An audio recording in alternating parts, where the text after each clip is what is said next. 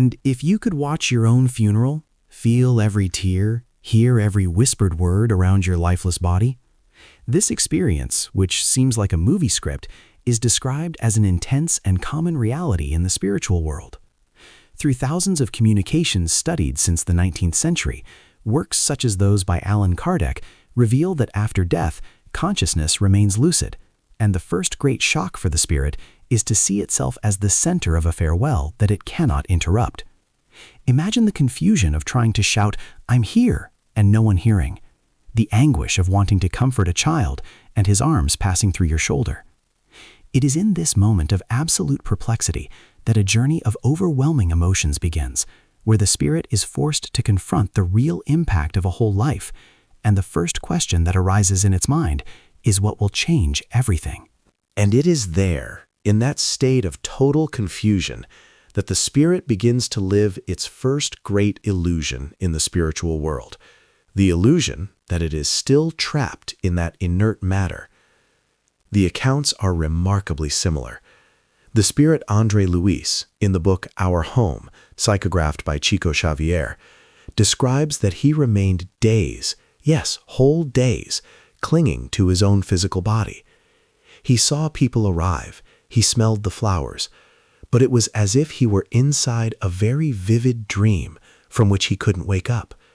He tried to move, but a strange force, a habit of centuries, pulled him back to that shell that no longer responded to him.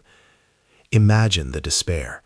You have all your consciousness, your memories, your feelings, but the world simply stops responding to your commands.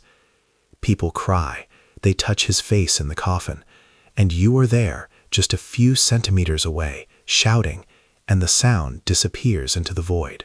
That period is called by the spirit mentors spiritual disturbance, and it's not for nothing. It's a whirlwind. And in the middle of that whirlwind, the spirit begins to perceive details that would have gone unnoticed if he were alive. He sees the heavy makeup applied to his face, the clothes they chose for him, which may not have been his favorite. He hears whispered conversations in the corner of the room. "Let's go too young," says one. "At least he didn't suffer anymore," comments another.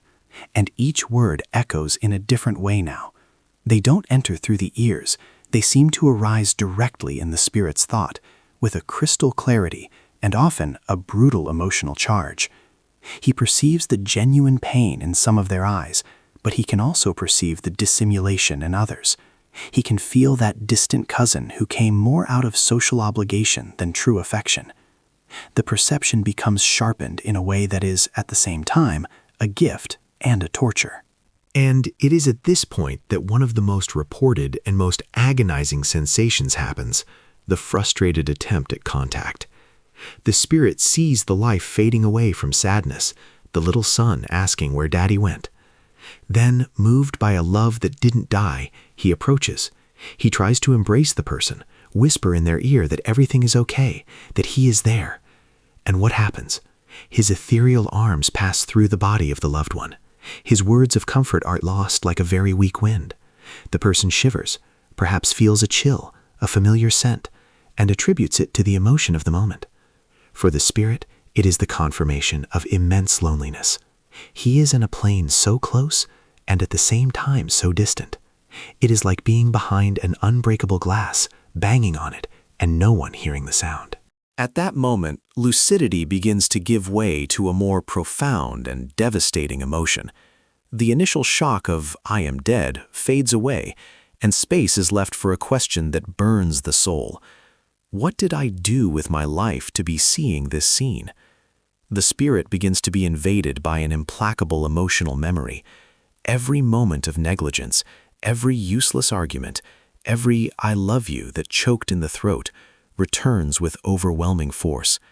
He sees the pain in the faces of those he hurt and understands, in a raw way, that that pain is a direct reflection of his actions.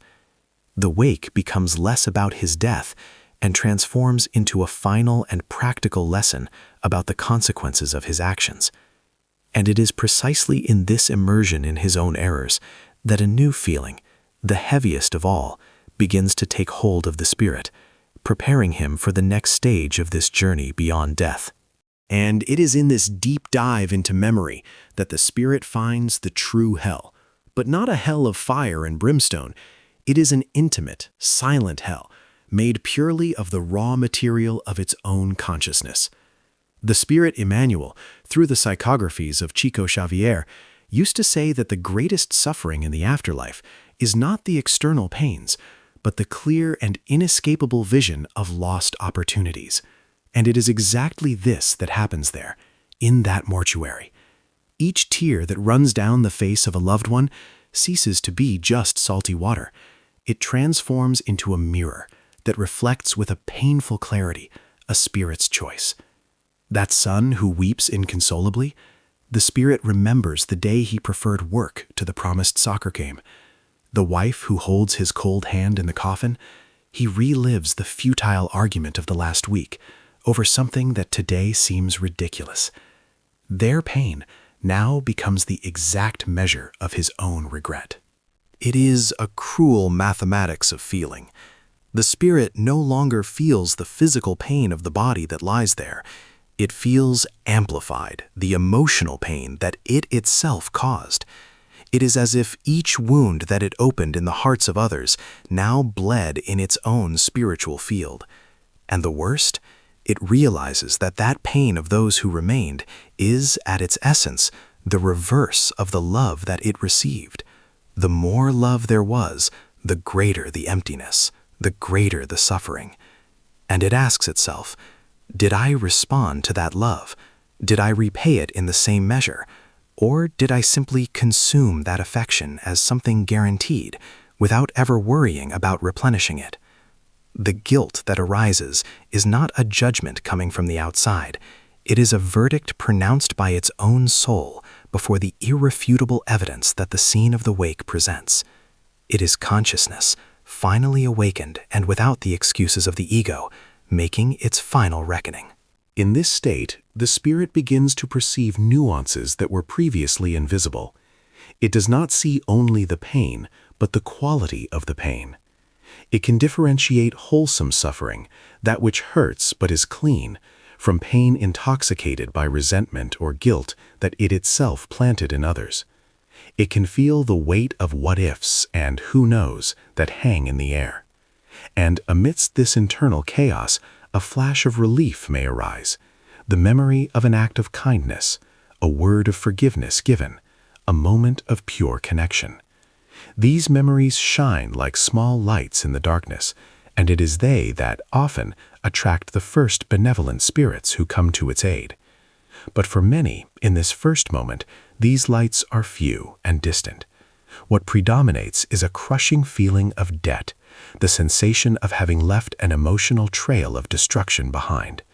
And it is there that the spirit asks the question that will define its next steps. What can I do now to alleviate this pain that I have caused? Is there any way to repair this? The answer to this question will depend on a decisive factor, a factor that completely transforms the experience of the vigil, and that few, very few, are able to perceive while they are still alive. And this decisive factor, which few perceive, is the quality of the bonds that were built in life. Because the funeral, for the spirit, is not a single event. It is the final revelation of the network of affections that he wove. And the accounts show radically different scenarios. There are those who, enveloped in sincere prayers and a clear longing, feel themselves surrounded by a gentle light that softens the transition, as describes André Louise in Our Home. But there are others, as in the harsh lessons of Memories of a Suicide, who witness the awkward silence, the disguised relief, or the open revolt of the family.